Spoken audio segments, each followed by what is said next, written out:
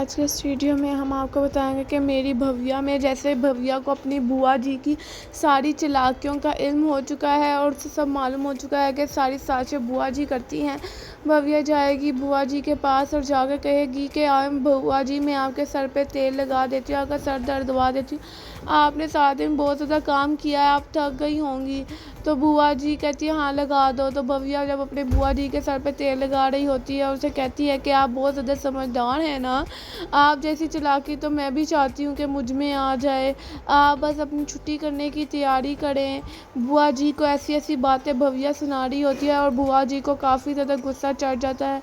भव्या सारी हँस हँस के बातें कर रही होती है और जब बुआ जी को बहुत ज़्यादा गुस्सा चढ़ जाता है तो कहते हैं मैं तो बुआ जी मजाक कर रही थी, आपने गुस्सा ही कर लिया, मेरा ऐसा मतलब तो नहीं था कि आप गुस्सा ही कर लें। बुआ जी को भव्या काफ़ी ज़्यादा बातें भी सुनाने लग जाती है।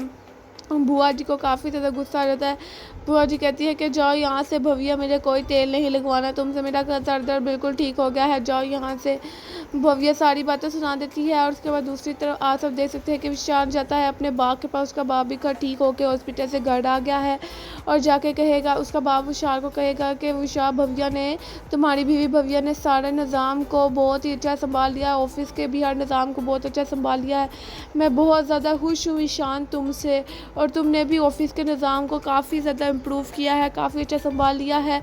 और विशाल सोचता है कि ये सारे निज़ाम सारा कुछ तो भव्या संभाल रही है और बाबा मुझे समझ रहे हैं, डैड समझ रहे हैं कि ये सब कुछ मैं कर रहा हूँ और मेरे डैड कितनी जल्दी रिकवर कर रहे हैं, मैं तो घर से भाग गया था। इस तरह के विशाल के दिमाग और दिल में बातें आ रही होती हैं।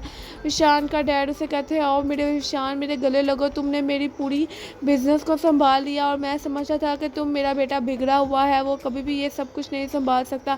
विशाल ये अपने बाप के गले लगता है, वो सोची जा रहा होता है कि सब कुछ तो भव्या संभाल रही है, मैं तो वाकई में बिगड़ा हुआ हूँ। और उसका डैड विशान की बहुत ज़्यादा तारीफ़ें भी कर रहे होते हैं। विशान जाता है अपनी बुआ के कमरे में और जाके बुआ के कमरे की अलमारी खोलने लग जाता है। वहाँ से कहता है कि वो कागज़ कहाँ है जिसमें वो भव्या को डिवोर्स के थे और वो डील के थे। विशान की बुआ कहती है कि वो तुमने क्या करने हैं।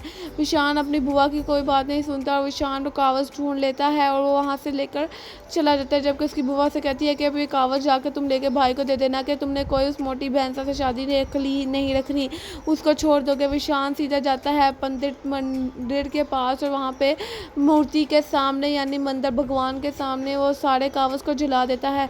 विशान की बुआ पीछे से भाग कर आती है और कहती है कि विशान ये तुमने क्या कर दिया, ये तो नहीं जलाने थे, तुमने कितना बड़ा गलत कर दिया। विशान फिर अपनी बुआ को कहेगा कि सारा कुछ भव्या कर रही है, बुआ कर रही है, भव्या कर रही है बुआ, और भव्या ने मेरे पूरे कारोबार को संभाल लिया, मेरे बाप के बिजनेसमैन को संभाल लिया है। आप देख नहीं सकती कि भव्या और ने पूरे घर को इस तरह संभाला है जैसे क्या होता है। भूपा मेरे डैड बहुत ज़्यादा खुश और एक्साइटेड है कि सब कुछ मैं संभाल रहा हूँ। मैं भव्या को फ़िलहाल नहीं छोड़ सकता और मैं इस रिश्ते को भी कायम रखना चाहता हूँ फ़िलहाल वक्त तक, जब तक मेरे डैड बिल्कुल भी ठीक नहीं हो जाते, सही रिकवर नहीं कर जाते। और भव्या बहुत ज़्यादा अच्छी लड़की है, मुझे उसको समझना चाहिए, उसको एहसास करना चाहिए।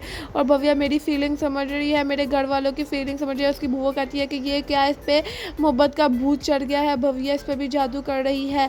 वो भव्या की बात चला जाता है विशान और विशान अपनी भव्या के पास जाकर कहता है कि भव्या मेरी बात सुनो। और भव्या विशान की बात नहीं सुन रही थी, भव्या बेड पे लेटी होती है। भव्या कहती है कि नहीं मुझे तुम्हारी कोई बात नहीं सुनी, चूँकि विशान ने थोड़ी देर पहले भव्या को डांटा भी होता है।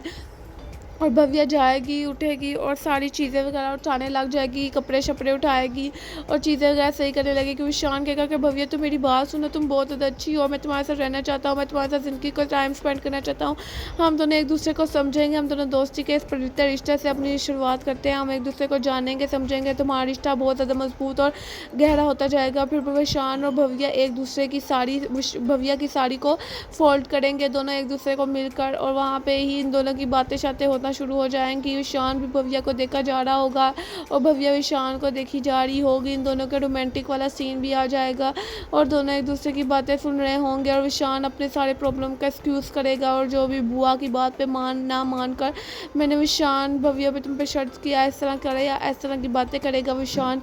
और भव्या उसकी सारी बातें सुनेगी और विशान के साथ मिलकर अपनी साड़ी को पैक करेगी और विशान और बहुत ज़्यादा खुश होगा कि भव्या ने उसकी फीलिंग को समझा और किया। इस तरह दोनों के दरमियान बहुत ज़्यादा मोहब्बत भी होने वाली होगी और ये दोनों एक दूसरे से बहुत ज़्यादा इंटरेस्ट लेने लग गए हैं आहिस्ता आहिस्ता। और भव्या व शान एक दूसरे को बहुत गहरी तरीके से देख रहे हैं, जबकि बुआ चाहती है कि इन दोनों को छोड़ दिया जाए। और भव्या को बुआ की और सारे घर वालों की हकीकत भी सामने आ गई है। और विशान ने तो भव्या पे पहले गुस्सा भी किया था कि तुम मेरी बुआ के ऊपर कैसे इल्ज़ाम लगा रही हो, मेरी बुआ हमारे घर की है, वो ऐसा नहीं कर सकती, उसका बेटा ऐसा नहीं कर सकता। लेकिन विशान को भव्या साबित कर ही देगी कि वो भव्या सच्ची थी। Subscribe my channel complete comment से दे।